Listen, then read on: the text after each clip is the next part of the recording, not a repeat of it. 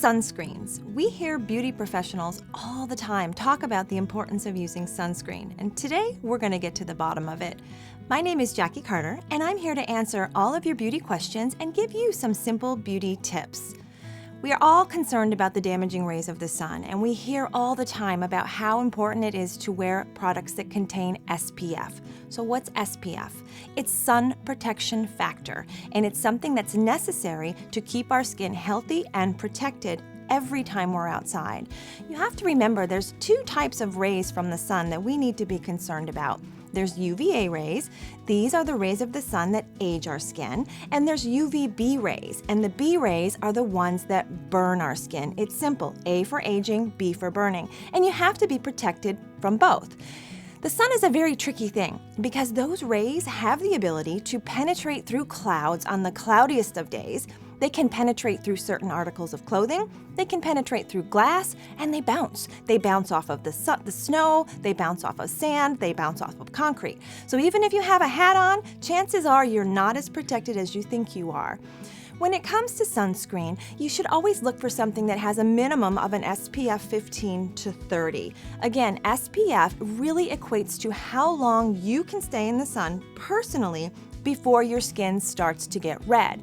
So if you can be in the sun for say 10 minutes, and after 10 minutes you start to notice a change in the color of your skin, you take the SPF factor, and let's take SPF 30 for ease of math. You take 30, you multiply it by those 10 minutes, and that gives you 300 minutes of protection. But remember, SPF does not pertain to the UVA rays, so when you're looking for a sunscreen, make sure it clearly says on the label for broad spectrum UVA, UVB protection. Very, very simple. One of the things that we don't do appropriately is apply our sunscreen. You know, we get excited, we put a big glob in our hand, and we just start rubbing all over the place. That's not the best way to do it because chances are you're going to end up with streaking and some burn spots. So your good best practice is to always start with just one area of the body. So if you're starting with an arm, just gently massage the product into your arm all the way up. Don't forget your elbows, right? And all the way down to your hands. And then move on to the next arm and then your legs. And you do it in sections. This way you'll be guaranteed that you have full coverage. When it comes to the amount of sunscreen, what you need for your face is about what is equivalent to a teaspoon. And when it comes to the rest of the body, you need to think about a shot glass. Whatever fits into a shot glass is exactly the amount that you need to cover your arms and legs. Remember, don't skimp on sunscreen.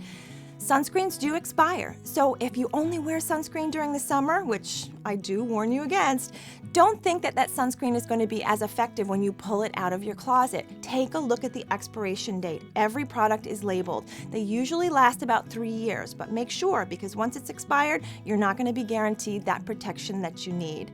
And the biggest thing about sunscreen is you can't just simply put it on in the morning and go about your day. If you sweat, right? Or if you're exposed to water or even excessive rubbing, the sunscreen will come off. So the key is to apply, and reapply all day long. These are just a few simple sunscreen tips. I'd love to hear some of yours. For more beauty advice, check out my blog at discovergoodbeauty.com. You'll find lots of simple beauty tips there. And remember everyone, let's live life beautifully.